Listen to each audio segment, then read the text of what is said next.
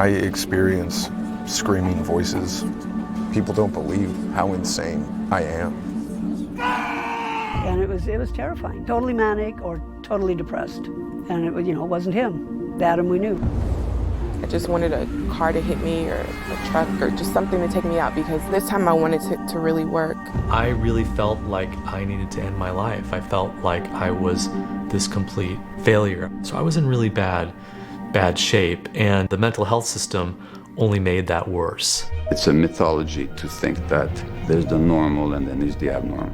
The average recovery rate in the Western world, with all our sophisticated diagnoses and medications and highly paid experts, is about 1/3. The recovery rate in the developing world is about 2/3. Where does somebody who's in this delicate state, they're in a process. They're sent to prison, they're sent to jail, they're sent to a psychiatric ward, or they're chemically incarcerated, or they're homeless. In the United States, we've come to believe in the chemical imbalance theory of mental disorder. These medicines are very, very powerful in helping, but they can be very powerful in harming. I mean, like the disclaimer on these pills, that's typically the first side effect is suicidal thoughts. And that's what the doctor is giving you to feel better. I mean, it's crazy. We live in a psychotic society. We do. And what is meant by psychotic? Out of touch with reality. How mental illness is constructed in different places in the world is very, very different. Only in the Western world have we developed this bizarre idea that hearing voices and having strange ideas has no meaning at all. My human rights work has taken me to indigenous and tribal cultures around the world.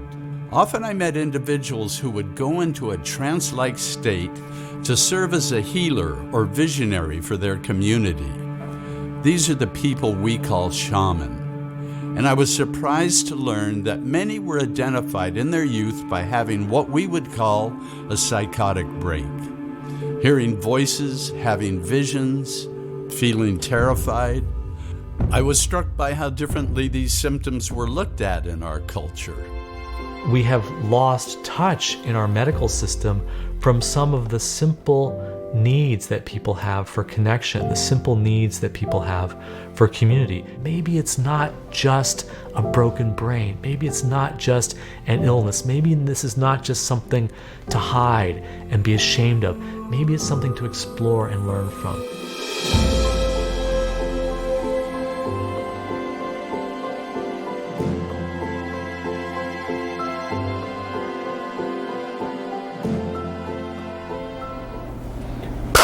Boom, what's up everyone? Welcome to Simulation. I'm your host, Alan Sakyan.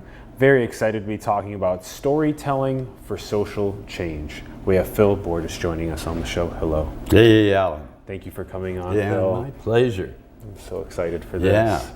You've been doing such important work around our world, and I'm so grateful that I stumbled upon it and that now we're going to be able to talk about it at depth on the show. For those that don't know Phil's background, he has been documenting indigenous and tribal cultures for over 25 years, striving to create an understanding of the challenges they face. His work is exhibited in museums and galleries worldwide, and his award-winning books, which have been published in 4 languages, include Tibetan Portrait, Enduring Spirit, Women Empowered, and Tibet Culture on the Edge. He has hosted television documentaries on indigenous cultures for Discovery and National Geographic channels. Phil also lectures and teaches internationally. His recent project, CRAZYWISE, which we just watched the trailer of, explores the relevance of shamanic traditional practices and beliefs to those of us living in the modern world. And you can find the links in the bio below to Phil's website, as well as the CRAZYWISE film website and the Facebook page for CRAZYWISE film. Phil, let's start things off with asking you, what are your thoughts on the direction of our world? Whew. It's everything. You know, there's so much exciting new discoveries. There's so many young people that want to get involved and change the direction of some of the more negative things that are happening. And there's this, which surprised me, this turn towards individualism, I would say, turn to the right. We want to keep ours and protect ours. Driven, I guess, really it's being driven by climate change, I think. Syria, largely the instability there caused by the farmers not being able to grow their crops in the beginning. That had some of the background of what caused all that immigration to Europe and the destabilization of that government, now the war. Same thing with a lot of the people coming up from South America, that, you know, our so-called immigration crisis. So, yeah, there's that going on, but yet there is this whole mobilization of new thinking. And where I've been in the last 6 years is in the world of mental health. And I stumbled into it quite by accident, came out of my work, human rights work in indigenous and tribal cultures over a 25-year period. And I began meeting these healers and visionaries and learned how they were identified. So it brought me, and then I met a young kid in my hometown of Seattle that he became the main protagonist in our film CRAZYWISE. And it brought me into the world of mental health and how we're in crisis right now. I mean, in the Western world, depression became the #1 cause of disability in 2017. And the World Health Organization had predicted about 20 years ago that by 2020 it would be the #1 cause. Well, we reached it 3 years early. Suicide rates over a 15-year period were up 24%. That's huge. And this is in the midst of us trying to solve the problem pharmaceutically, biomedically. Yeah. And CRAZYWISE is not a anti-med film, because every mental health worker I've talked to says they're glad they have that in their toolbox, but it's being abused, way overused. Yes. It's looked at as a lifetime solution. It is not a lifetime solution. So, yeah, so I've been thrown into that world, and not only seeing the problem, but seeing this evolution of what they call the recovery movement. People who have successfully navigated a mental health crisis and proven you can recover. And they are forming a movement. They say, this is what helped us, this is what didn't help us, and that movement is growing like mad now. So there's a lot of good, and there's a lot of problems to solve. Yeah. There's something about the indigenous wisdom that has been lost, that in the complexity of today's exponential technology and geopolitical hodgepodge of mayhem that's happening, if we can embed this ancestral wisdom into our ethics and our philosophies and our morals and our connection to nature, if we can do that, we can handle the future. And without that, it's causing more unnecessary suffering. And I'm really happy that that you're really diving deep into this with mental health. I can't believe it's #1 on depression disabling people right now worldwide. And the overprescription of pharmaceuticals that do such complex things to our biology that we can't actually fully simulate and understand what's happening, versus practicing things like connection to nature and deep connection to our own essence and what our life purpose is, and these types of things, and community and family and love. Yeah. Well, it became so. It was impressed upon me because I would go to do the work I was doing. I would go out for about 6 weeks, come back, go out for another 2 months, come back and forth. And it's such a contrast going into a tribal or an indigenous small community, then coming back here.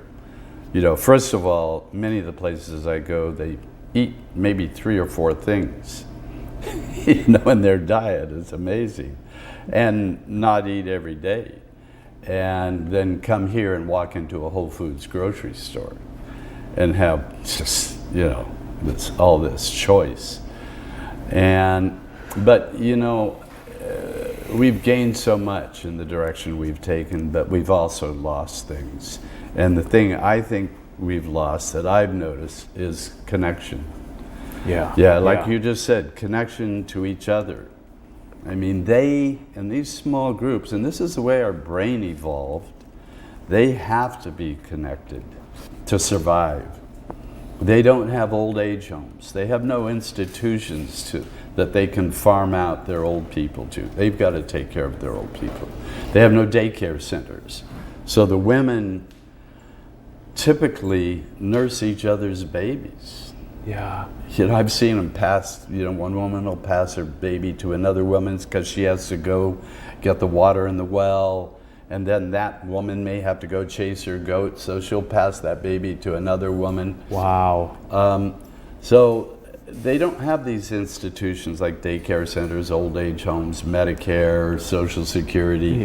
They've got to provide that by forming deep reciprocal connections to each other.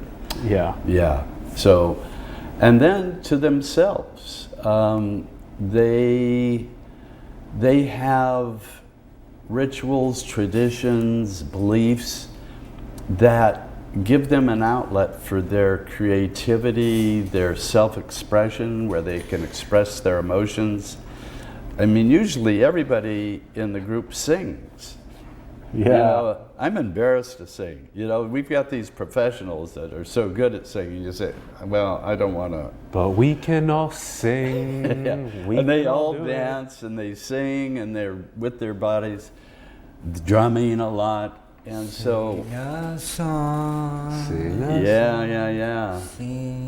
Right. Of good things, not bad. So important. Such a bonding thing, singing.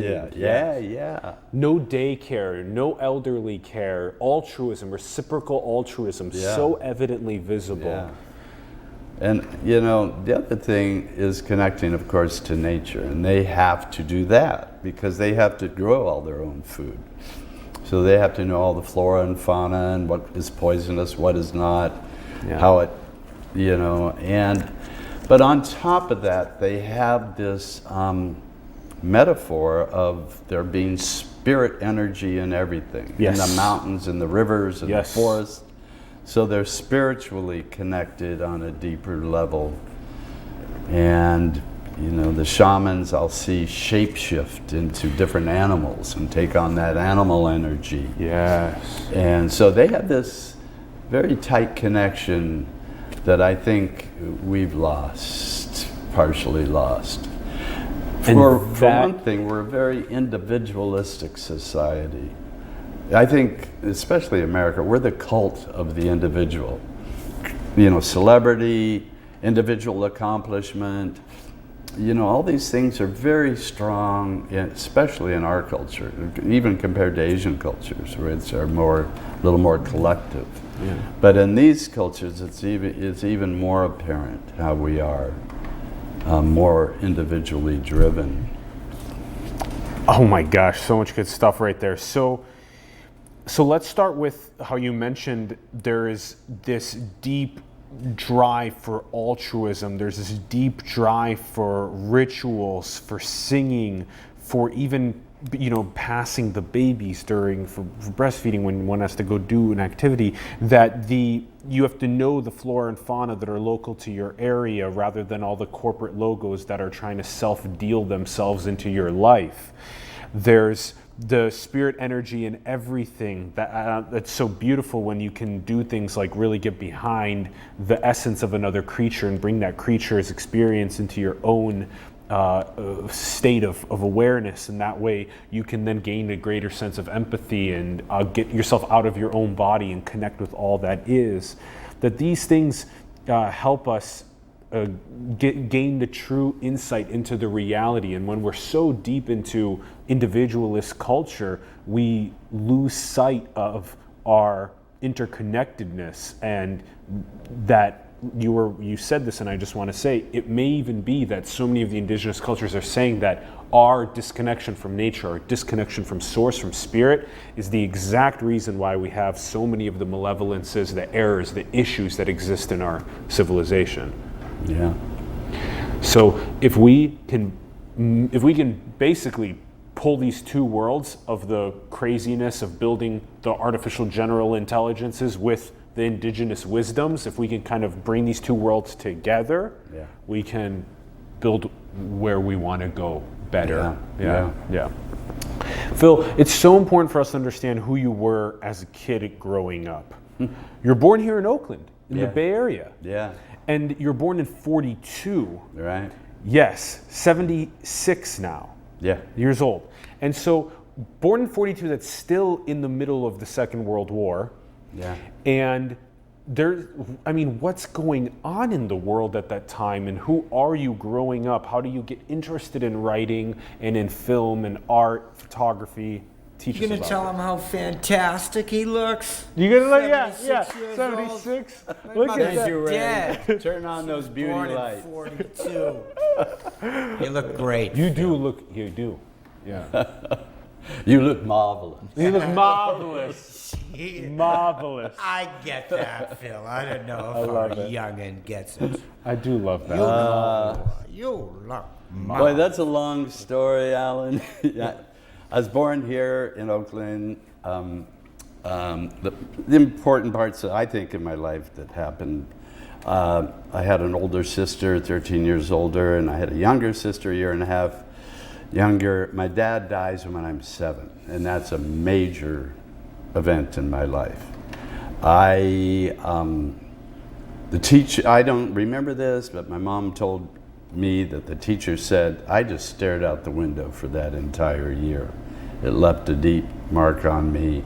What was the reason why he died of lung cancer? He was a heavy smoker.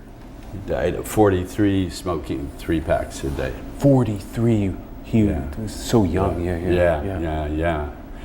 So then we moved to San Lorenzo, which is part of the East Bay, and it was kind of a lower middle class family, mixed neighborhood, which was nice. But we were, as kids, kind of like hoods, but not bad hoods. And I got involved I was an entrepreneur, so I got involved in firecrackers, which were illegal. And a kid across the street told me how I could get them. I could go down to Chinatown in Oakland, and there was one grocery store. You could go in the back room and give them the money and tell them what you wanted, and then go out on the street and stand at a certain corner, and a car would come by and throw the firecrackers up. So anyway, I ended up with this firecracker business in San Lorenzo when I was about 10, 11, 12. And it got me several infractions with the police. Yeah. And my mother worked all day, so I would just pray that the police would be gone by the time she got home, and I'd bury the firecrackers in the backyard. But anyway, I got enough in trouble over that she sent me to a ranch that my older sister had married into in Utah. Whoa. And so all of a sudden I went from this kind of tract development, as kids getting in trouble all the time, to this ranch that was in this beautiful valley. It was a little community, much like the communities I visit. Mm-hmm. All Mormons, so one religion, one belief. They helped each other build their barns. We helped each other haul each other's hay, cut each other's hay, bale it, do all the things through the farm. We didn't go to the grocery store. Yeah. We grew we raised all our own food. Whoa. Made our own soap. I mean, it was like, and I just blossomed in that. It literally kept me from going down a wrong path. And the other thing that changed for me is my mom moved from San Lorenzo to Orinda, which is an upper middle class. And I went from not really doing anything in school to these kids, being around these kids that were great students, and I didn't even speak very good English, and all of a sudden I'm throwing in there, and that took me a while to catch up as a freshman in high school. So that was a big change in my life, and I don't know how much detail you want me to go into. Keep going, the story's great, please. So anyway, I finally started doing well in school. Mainly one teacher turned me around. One guy stopped me in the hall because he knew I wasn't doing homework at home, because I do it right before class, 5 minutes, whip out my algebra. And he said, he came up to me in the hall once and he just stopped me and he said, Phil, you know, most of these kids are at home doing an hour and a half of homework. I see you whip out your stuff. You're getting a C, but that's amazing you can do that in 5 minutes. Get a C in 5 minutes. He said, if you applied yourself, it might really surprise you. And then he just walked on. And I was just sat there sort of stunned. So I started performing for this guy. Nice. And got an A in the class, and then, I started off with D's and F's, and by the time I got out of high school, I was getting pretty much A's and B's. How long did you spend in Utah before you came back? I would spend the whole summer there, and I did that right through high school. Okay, except for my last year as a senior, because I was saving up to go to college. Okay. And then, and by the way, my family is Mormon. Okay. And while I'm in high school, I'm going to church like 9 times a week. Oh, 9 times a week? Yeah, Whoa. 3 times on Sunday, 5 times before school for seminary, and 1 Tuesday night called Mutual. So I was totally immersed in Mormonism. Yeah. And my first year to go to college, I decided to go to Brigham Young University in Utah. And I really got disillusioned with the church at that point, slightly. This is in the 60s, by the way, 1960. Civil rights movements just starting to take off. In the Mormon church, any person of color, especially an African American, could not hold the priesthood. And every male gets to hold the priesthood. That's the power in the Mormon church. And they've changed that since then. The Mormons tend to try to keep up with the evolution of our culture. And anyway, so I was becoming disillusioned, and I was running out of money, living away from home. I came back the next year and transferred to Berkeley. So Brigham Young to Berkeley, another big kind of, it was like San Lorenzo to Orinda, you know? And I became an atheist, basically. Whoa.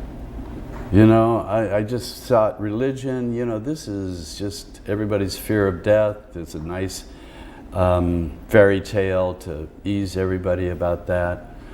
And I stayed that way until then I graduate from Berkeley and I go to UC Med Center here in the city, living on Parnassus in the Haight-Ashbury district from 65 to 69, right during the summer of love and all the hippie stuff going on, and playing around a little bit with drugs, you know, marijuana a little bit of psilocybin, but not much, mainly going to school.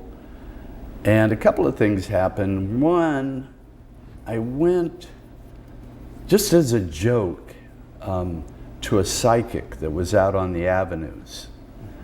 Madame Rousseau was her name. And she was kind of this heavy-set woman, set in this living room, folding chairs where people could come in, and you would write your questions on a piece of paper, put them in an envelope, in a basket, and then she would take that basket during hers. She had a big picture of Jesus behind her, and in that basket she would hold these envelopes one at a time, much like Johnny Carson did, if you remember Johnny Carson, the great Kruskin. hold them, you know, but she had hold them in her hands, and she would answer the questions. So I wrote down, how old am I? Where was I born? I forget all the questions. Mundane, totally mundane questions. So she's answering all these questions for these people, and these people are totally into it. They're going, yes, you're right on. Oh my God, oh. She comes to mind, and she just sat there for a minute, and she went, you know, this person's testing me. I wish you wouldn't do it. There's a lot of people here that really have legitimate concerns, and it's really wasting their time. And then she just put it aside and went on to the next person. So that kind of caught my attention. You know, how did she do that? Yeah.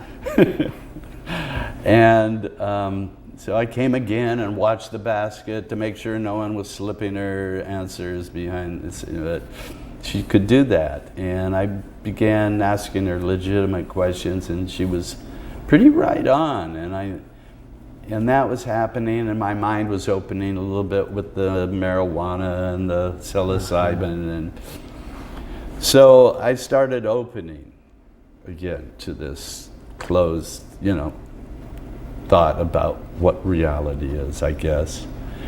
And this is at the time of the big counterculture. Yeah, flourishing. Right. But I had a job, work-study job, to stay in school while I was in dental school, interviewing the hippies on the street. Why were they using the drugs with needles? And if we gave them free needles, would they use those needles? So I was doing this for a psychologist. So I would sit on the street, pick out one of the freakiest people coming down the street to interview to make my day interesting, and ask them, which drugs are you using? Which drugs are you shooting? If you had free needles, would you use them? And I started taking photographs of them. So I took out a little student loan, got a Minolta SRT 101, and started photographing them along with my interviews. That's kind of what I'm doing now, in a way. So that's where my photography kind of really started. During dental school. Yeah. And I even, Did you keep doing that while you did this 18-year career as a dentist, too? No. You didn't photograph? I put it aside because I built my practice, and I got into that, and then when my son was born, I took out my old Minolta, loaded with black and white film, filmed his birth, and then I didn't have any place to develop the film, so I went to this community college. I was living up in Sonoma, up in the wine country, and I took the film to a 1-hour lab. They couldn't do it, so I went over to Napa Community College, and they had this dark room. They said, I asked them if I could use it, and they said, yeah, but you got to take a class here. So I said, okay, I'll take a class. And I got this instructor that was totally, in fact, I just saw him before I came down here I live in Seattle. Ron Zach was his name, is his name. And he was so inspirational. I got totally turned on to photography, fell in love with it, head over heels, even more than when I was in dental school, and decided I am going to go into this. I'm going to leave my practice and go into this. So over the next year and a half, I kept taking his classes, and at the same time I brought in somebody to replace me in my practice. And then I moved to Seattle and declared myself a photographer. And of course, my son was just a baby at that time, so I had the responsibility of, and my wife didn't work at the time, a wife and a child, and so it was real scary making that transition. And I started doing commercial work. It took me 3 years to get my first job. Wow. You know, it was hard to break into it. Then I started becoming successful as a commercial photographer, And then I decided, you know, I got this one job where they had me illustrating romance novel covers. And I did about 30, 40 of those. And as I was doing those, I just said to myself, is this what I quit orthodontics for? Although I was loving photography.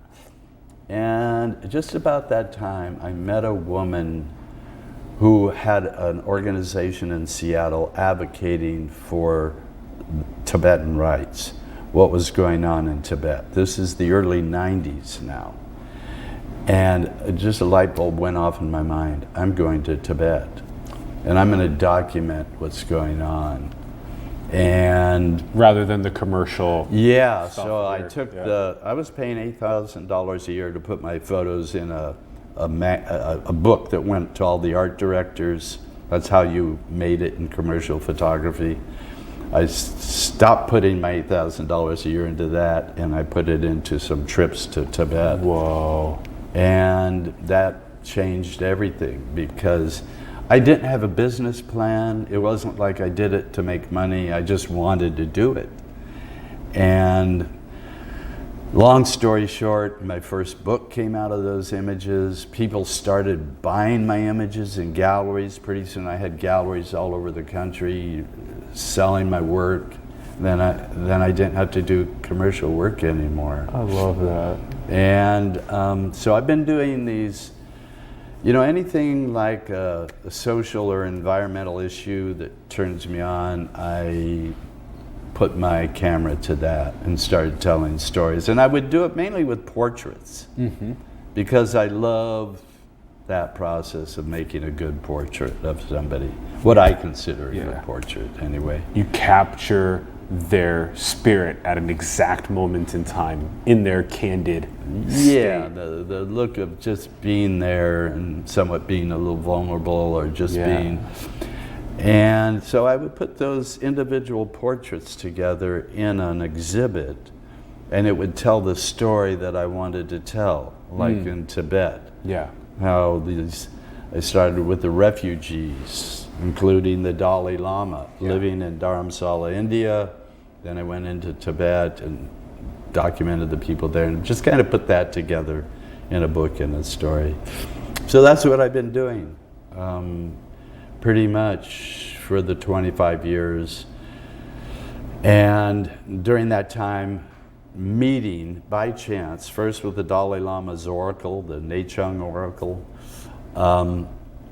and then other healers in these communities, visionaries, people we call shaman, and they go by different names in their communities, and learning how they were selected. And it was fascinating to me to hear that they were selected mainly by having an intense crisis in their life. Wow. Often it was sometimes a physical crisis where they almost died from a high fever or something, but most often it was a psychological, a mental, emotional crisis, where they were seeing visions or hearing voices. They were very frightened, and usually an elder would take them aside and tell them that you've got a special sensitivity. Yeah, it's difficult, but you can learn to manage it. Yes. And once you do, it's going to be very useful to the community. That's so beautiful. So it was such a contrast to what I later learned. And I did that for 25 years, interviewing people like this. And then I meet a kid in Seattle that had a psychotic break when he was 20. It's a very typical age for that. Was told he had a chemical imbalance of his brain, and that it can be rebalanced with these pharmaceuticals, but you cannot be cured, so you're going to probably have to be on these for the rest of your life. Who even says cannot be cured? There's so many unlimited possibilities for what could potentially help cure. Yeah. Right. But I don't think anybody's doing that maliciously. They just didn't know. They didn't know. We don't know. We're afraid of non-ordinary states of consciousness, basically. Yeah. And they're frightening to a family, because when you go into some of these, and I've interviewed many people that have gone into these states now, and so I can say that what I've learned is that when you go into one of these states, you do have somewhat of a personality change. I mean, you look at the world very differently. Yeah. And the thing that's fascinating to me now is part of that, looking at it differently, you feel more a part of everything. Your ego boundaries dissolve to a certain extent. And you have the sense of oneness and bliss in the beginning many times. But then it can turn to terror and fear for several reasons. One, the fear coming from the people around you, your family, your lover, your boss, that knew you one way, and you're trying to explain this thing that's happening to you, and there's really no good language to explain it. And so they get scared. And the other thing about being in these... Oh, he's becoming a crazy person. We need to go and lock him up, or we need to go and throw pharmaceuticals in the brain. Yeah, shut it down. Shut it. No.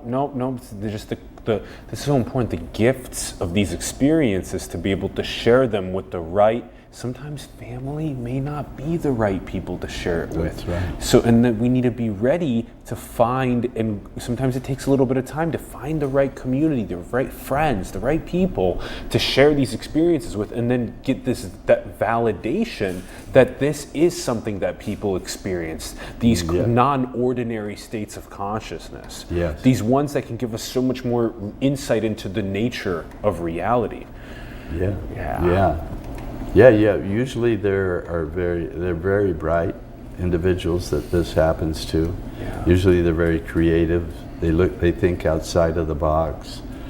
So, and right now the tragedy is most of them are ending up in jail or on the streets homeless or heavily, some people call it chemically incarcerated.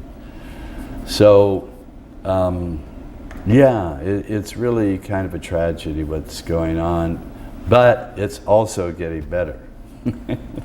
So that's the good news, because a lot of these people that have had these experiences are speaking up now. You know, it's so stigmatized they usually didn't speak up. Yeah. It was like being gay back in 1960.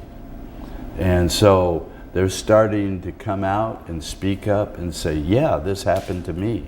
Yeah. And when I go around showing CRAZYWISE, and I've shown it all over Europe and here in the United States, there's people that stand up in the audience and come out for the first time. That happens quite a bit.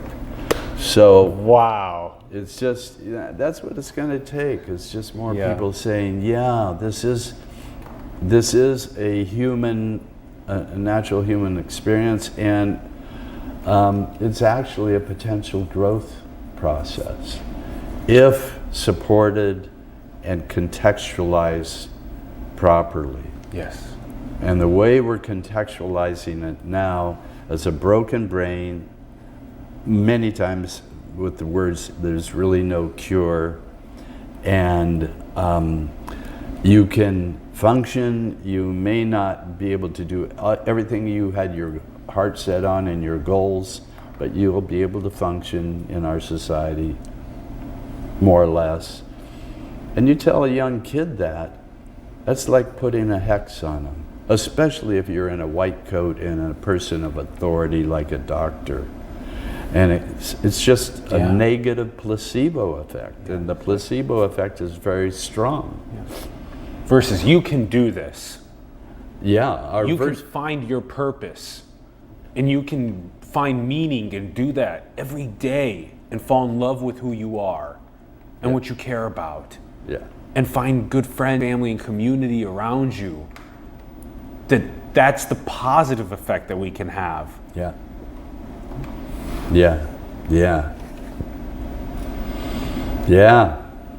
But yeah, that's what the message in CRAZYWISE is. You know, you need that support. You need the community. You need those relationships. You need to be given space to have this come out. And many times it could be driven by past traumas. There's a lot of different scenarios why somebody would slip into these I call them extraordinary states. And yeah, just a different way of supporting and looking at them. The shaman, you know, they have the advantage. They have, first of all, it's not pathologized. Yes. Secondly, they get a mentor. It's usually an older shaman who's been through it. Yeah. They know that That's so cool. feeling, they know what it is. The sensitivity. Yeah. Yeah. And third, they have a community that honors them and respects them and gives them purpose and said, yeah, you're valuable to us. It's like the, Boaz Goon from Wisdo is, when we had him on the show, they're building a community right now. They have about 500,000 people in this community where they can get mentors connected with other people that have experienced similar things as you may have when you may have had a difficult experience. That when you get paired, Wisdo, it's called Wisdo, wisdo.com, WISDO. Oh, it's an online community. 500,000 people are in this community now, and wow.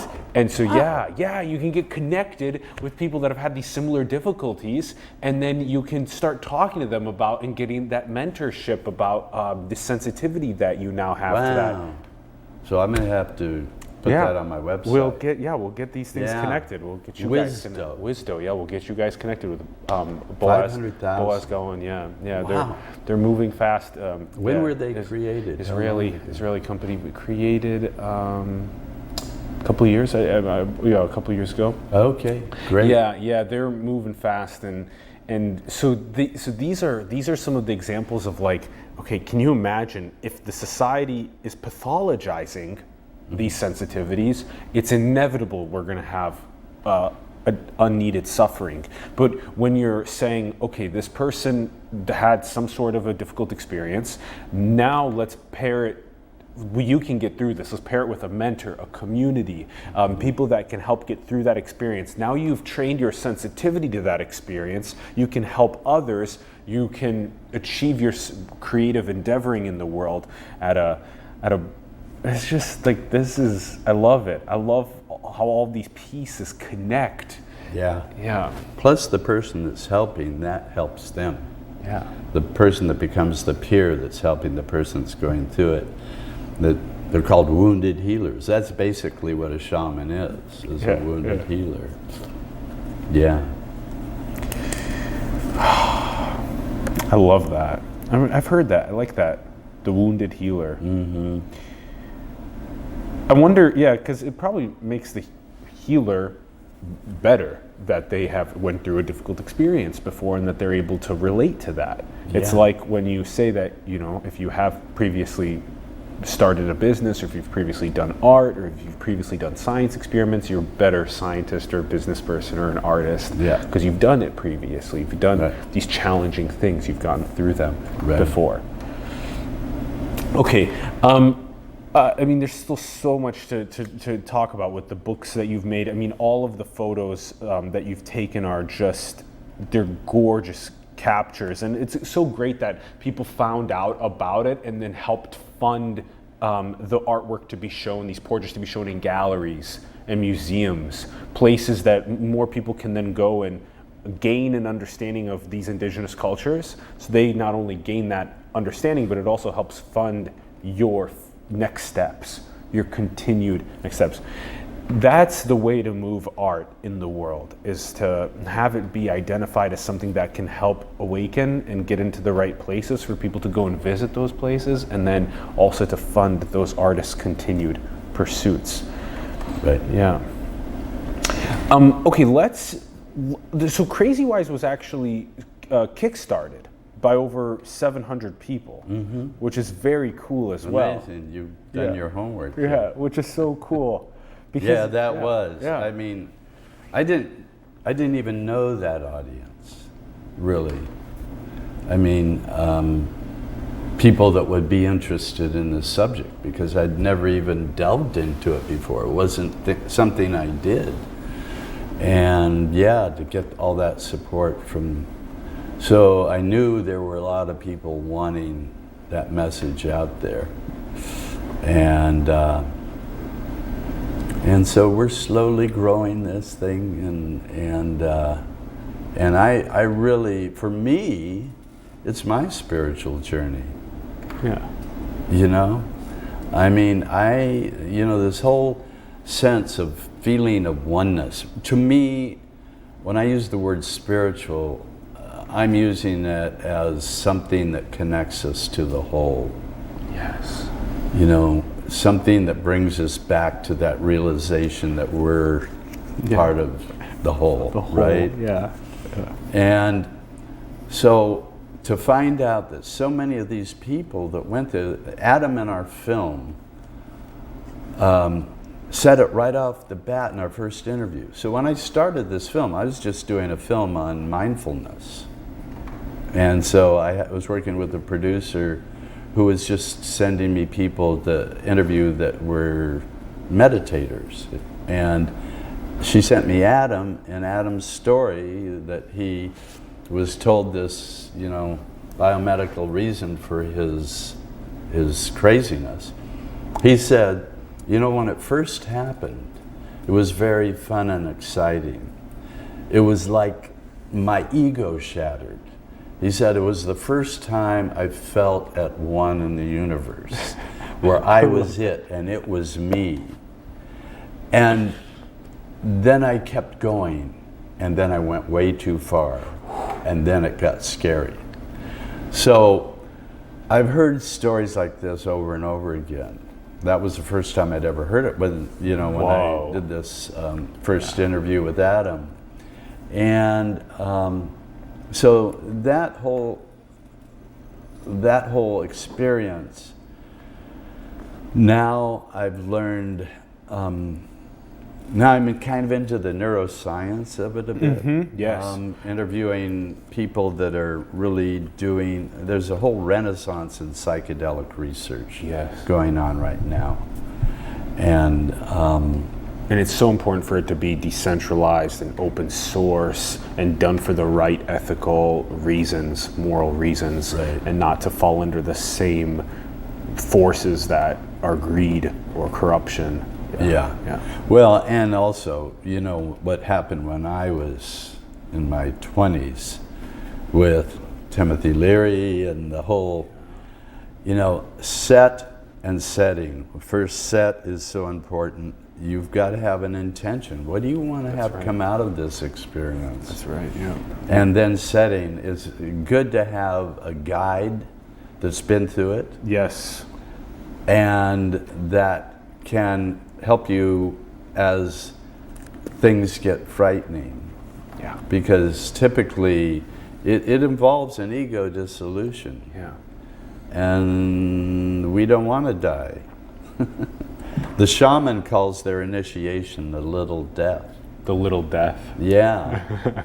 And we don't want to die. You build up your, I'm Phil Borges. I'm this well-known photographer. I don't want all that to go away. Well, but it's yeah. Why? What am I gonna do? Why would I want to die? I'm Ron Vargas, for crying out loud. Right. Everybody loves me. These little deaths can be so valuable because then they make it so that we don't get so attached to our ego. Yeah. And I just want to quickly say before you continue on the story, you gave this really profound couple steps that people go through, which is now becoming more and more common in the mainstream. We're slowly removing the taboo around talking about mental health and how things like when we dissolve our ego and we get to these unbounded states of feeling infinite, whole with everything, then sometimes it can feel like that whole expansion itself is like, oh my gosh, that was crazy, that was so far. Now there's almost like there has to be community present there. So you have to have this like powerful intent, and then a powerful community, this guide, these types of things that can help ground again and say that, are you okay? Like that was good and you're okay. Like we can help with the integration. You've got to integrate it. Yeah. Yeah. And that is a step-by-step process. And when Adam said I went too far, he went further than he was able to integrate it into this reality. Wow. And it's like I said earlier before we started taping, I'm learning to set my boundaries. You know, I'm kind of a guy that caves in sometimes when I shouldn't cave in to others' suggestions, and just to keep the peace and keep everybody happy. And at the same time, I'm trying to dissolve those boundaries. You know, and so it's an interesting process. But I'm putting so since the film, I've started a thing called CRAZYWISE Conversations, and I'm doing much like what you're doing, interviewing people. Love it. And people that have had these experiences, and talking about people about what it's like to go too far, and how do they ground themselves again? What techniques do they use to reground? Yeah. And I'm pretty sure that that's what the shaman learns in their initiation, which usually takes a year or two. Is how do you keep your foot in both worlds? Yes. The world of dropping your sense of ego, your sense of self, and then coming back and using that knowledge and space you were in to contribute to the world. And be able to do that.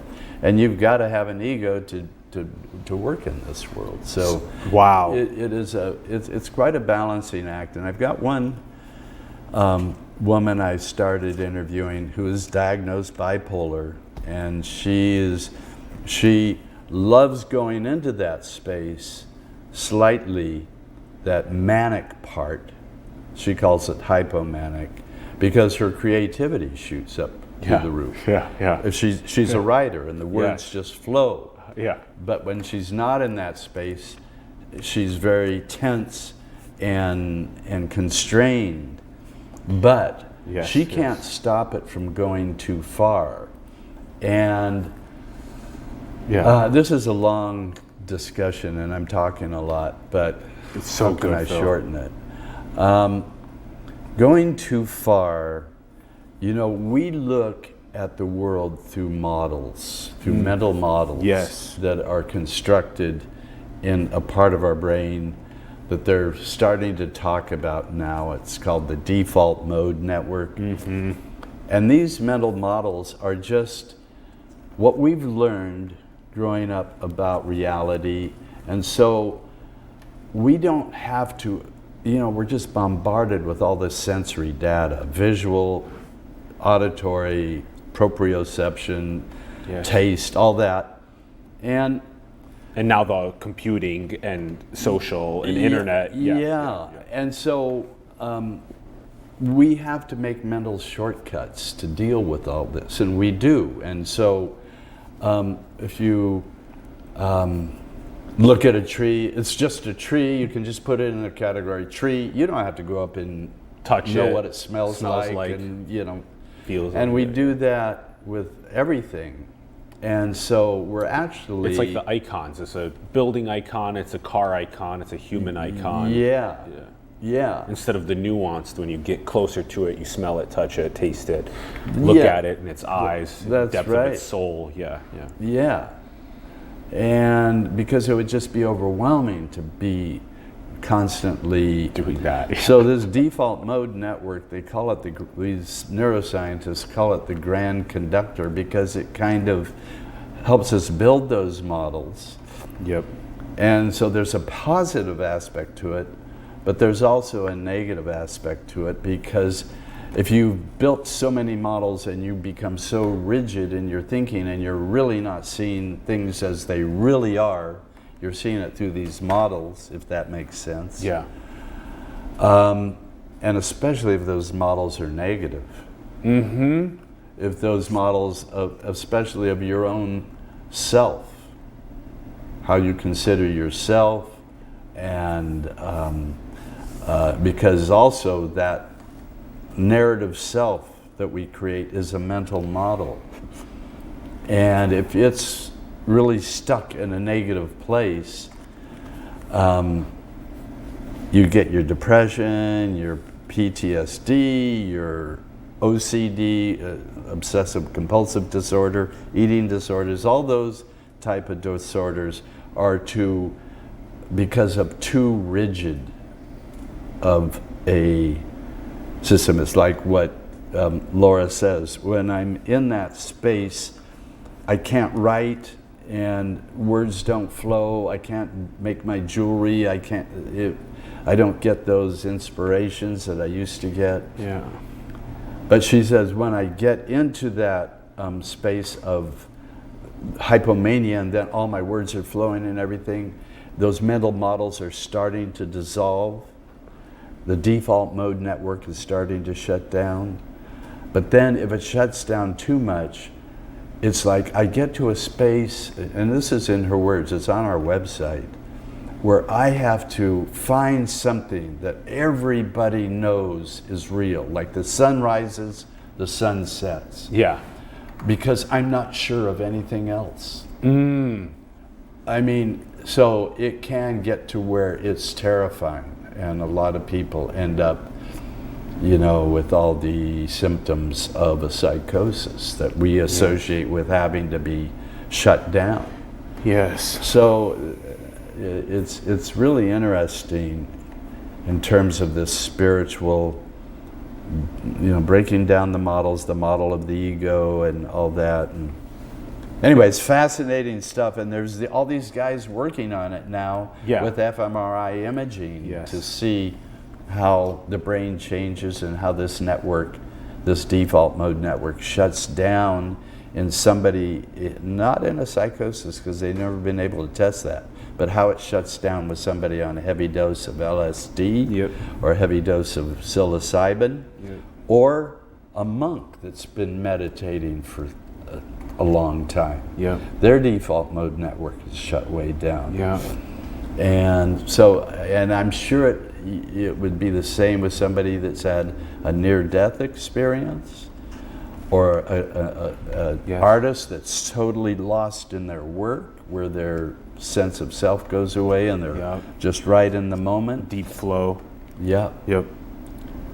Or extreme sports or something like that. These things are so deeply interconnected, all of these fields.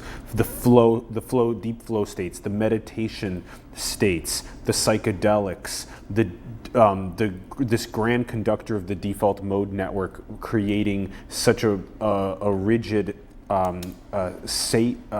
way to conserve energy by just saying tree icon instead of going deeper into the tree and smelling, touching, looking at the ecosystems within the tree that are there.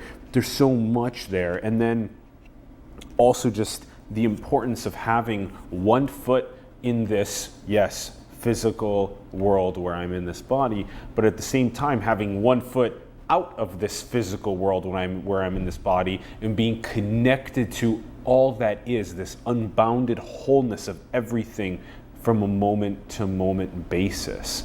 And being in that style of life where you can be in both and do it in a way that is mentally healthy can be transformative for you achieving your maximum destiny in the world, being great with your family and your community, and just having a healthy, functioning civilization. And I mean, these things are so damn interconnected. Yeah. It's Are you able to do it? I'm starting to get better and better at it, and trying to do it as healthily as I can. So how do you go about it? Doing it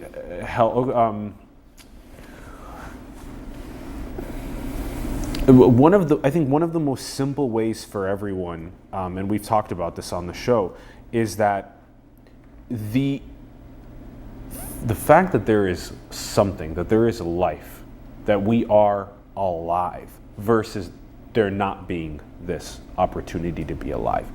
That first and foremost needs to be what we are extremely grateful for on a moment-to-moment basis. The fact that we are alive, and that we all come from something.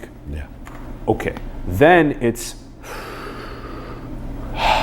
that these breaths of air keep me alive, and that I'm deeply interconnected to the breaths of air that I take, and so are you, and we all have to do that.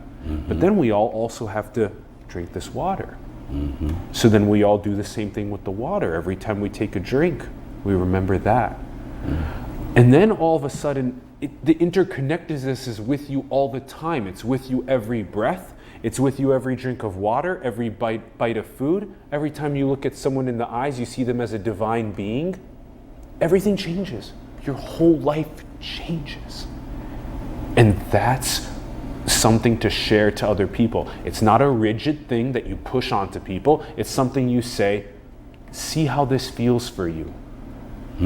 Practice it at your own expression. Be your own artist with it. I like that.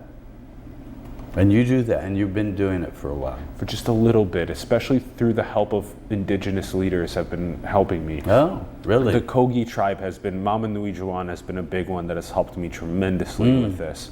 And we were fortunate enough to interview Mama, and it was a really, really good one. Wow. It's on our channel. It's a really good one. And then we also interviewed the Lucille Foundation, which made the 12 film, and then they went and did 12 of these Indigenous leaders gathered in at the United Nations headquarters to move the trajectory of the planet in a more beneficial direction. Wow.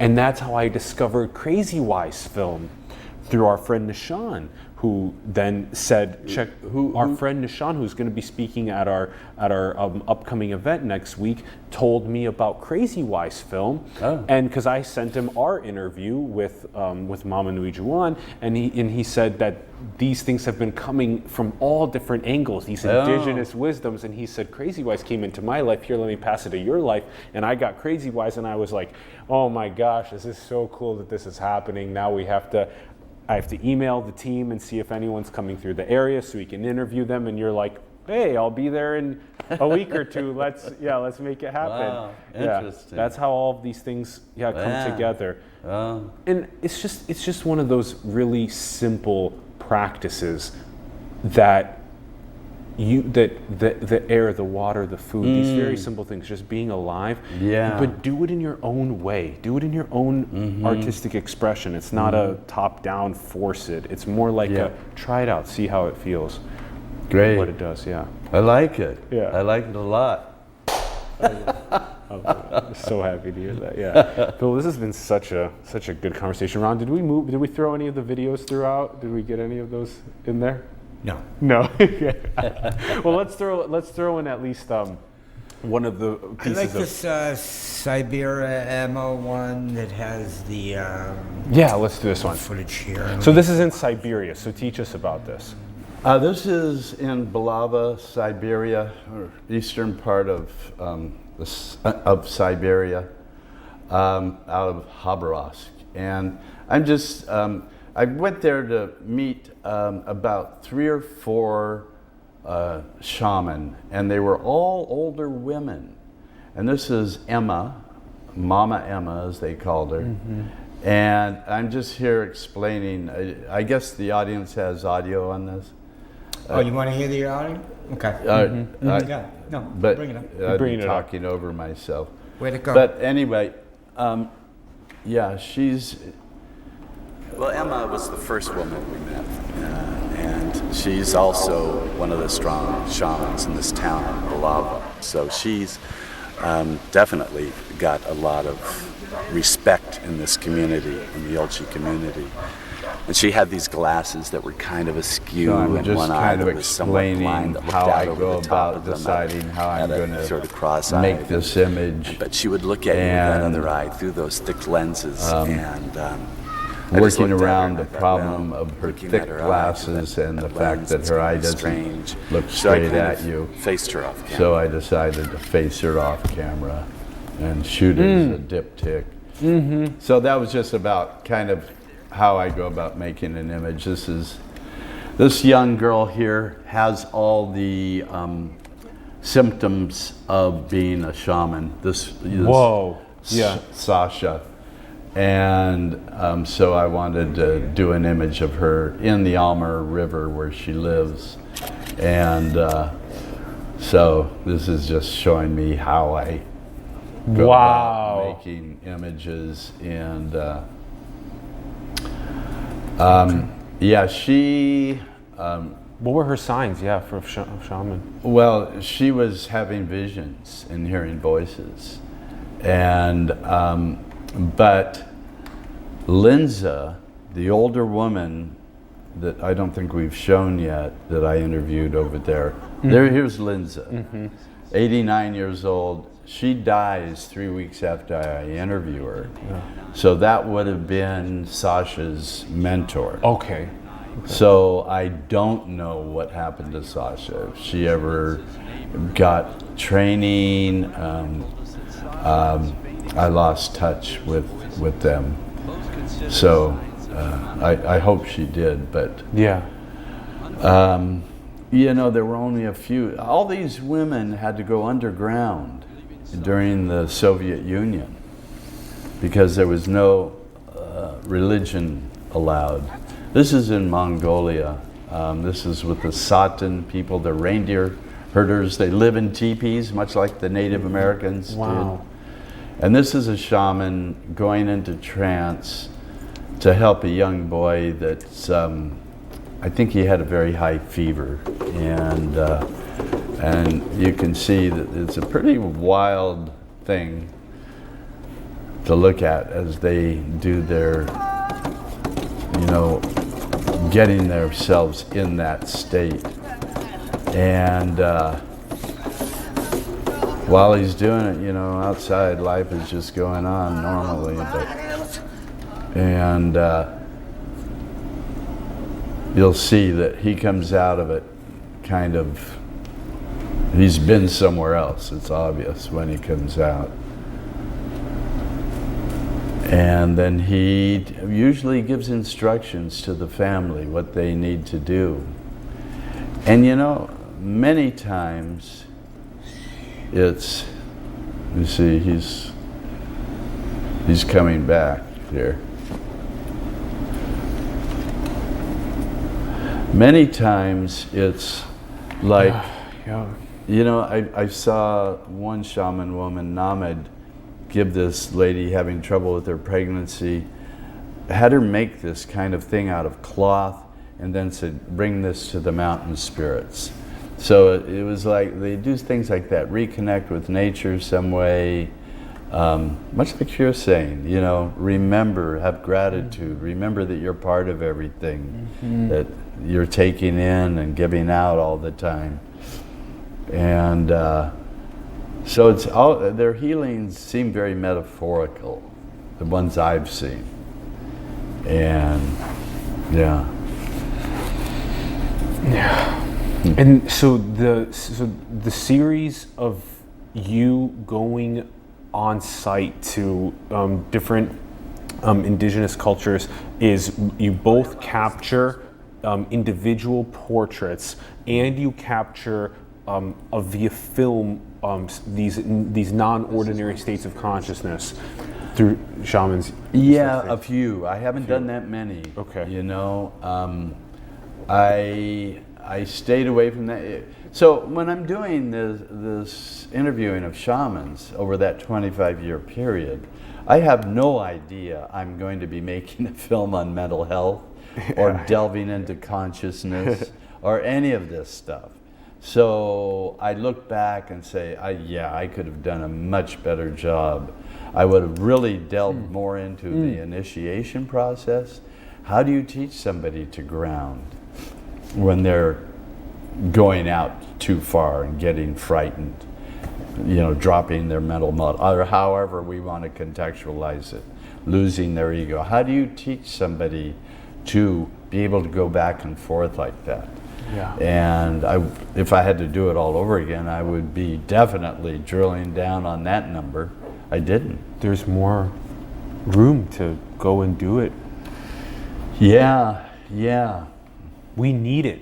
We need it. Now more than ever, we need film, photography, art around spirituality. And we need science to work with spirituality.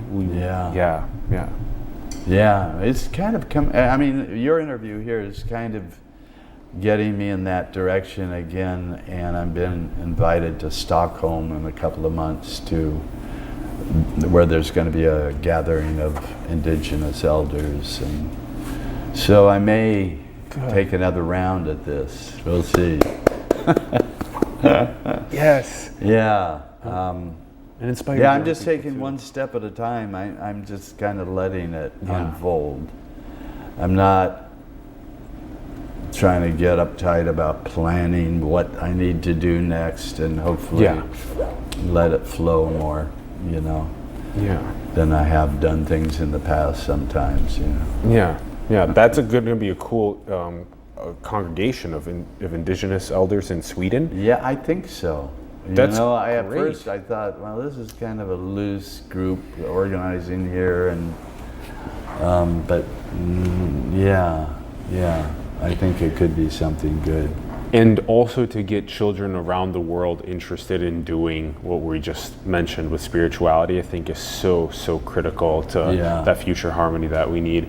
Phil, I'm curious, where do you think, do we come from somewhere into these physical bodies on Earth, and then do we go back afterward? What do you think about that? Well, you know, I think about it, but I have no idea. I mean, I have an idea, but I wouldn't say I know anything. What is your idea about it? Well, I think that could make some sense. The Tibetans sure believe it. You know, reincarnation. And I honor the Tibetan culture as an advanced culture. I honor the Dalai Lama as a very evolved human being. I've spent enough time around him, watching him, and I'm usually suspicious of leaders and authority figures. But I've watched, you know, him be with people that have just come out of Tibet, because a lot of people escape from Tibet and go into Dharamsala, and they're the new arrivals, and he meets each one of them. And you know, and these people think he's a god. I mean, they look at him and sometimes they faint right in front of him. And he'll be with them and, you know, make sure they're okay, make sure they have a room, and, you know, and the handlers want to keep moving him on because he has all these appointments. So he's, you know, and I've seen him interviewed on TV with, I think it was Larry King or somebody at the time, and asking him what he thought about the Chinese. And he said, the Chinese are very important. You know, they're very important for us in the world, and we've got to learn to work with them. Yes. You know, and these are people that kicked him out of his country. They were going to kill him. He had to escape in the middle of the night.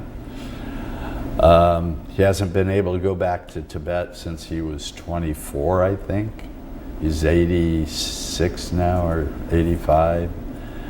So, you know, I mean, and he's held his people back from rioting several times, just saying, he threatened to quit when Tibet in Lhasa, the capital of Tibet, started rioting right before the Beijing Olympics in 2012, I believe.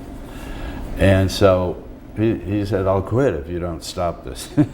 So he is, to me, the real deal, and his culture, the way they devote themselves to their practice of reducing self-importance, the main thing, self-cherishing, self-grasping they call it, and reducing, chipping away at that ego with their meditations and their various religious practices. So, Okay. I don't know how I got on that. Yeah. That's a great. We think that that's of respecting the depths of the indigenous cultures around the world and their wisdoms is critical in the new age that we're heading into. Do you think we are in a simulation? Oh, okay. You do, right? I guess that's a title. It's very nuanced, the view. I'm sure is that very popular in the high-tech community that we are? I think it's more popular with younger people trying to figure out what's going on. Mm-hmm. It's a question for young people's minds. What is this? What is this all about? Is this some kind of game? Do I have free will? Or am I just destined to pick my nose right now?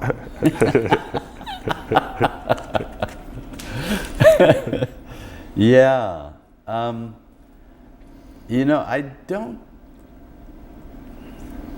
I don't think it helps the process to try and figure it out.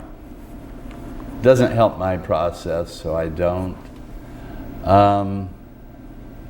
I'm more interested in practicing kindness and selfless acts. My wife is a great teacher for me. She's much more that way than I am. And and along with the little practice you just talked about, the gratitude practice and that remembering that we are everything, and in our daily rituals of breathing and eating and drinking, So that's enough for me to handle. And then what do you think is the most beautiful thing in the world? Oh, this is a question you ask everybody. The most beautiful thing in the world. Oh boy, there's so much beauty in the world. The world is beautiful.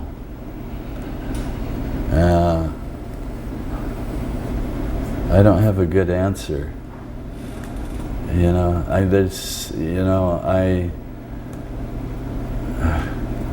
The other night I saw a sunset like I've never seen. We are very fortunate where we live in Seattle. I have a view over this lake, and I watch the sun go down every night, and the lake turns pure gold, and it just did the other night. At that moment, that was the most beautiful thing in the world.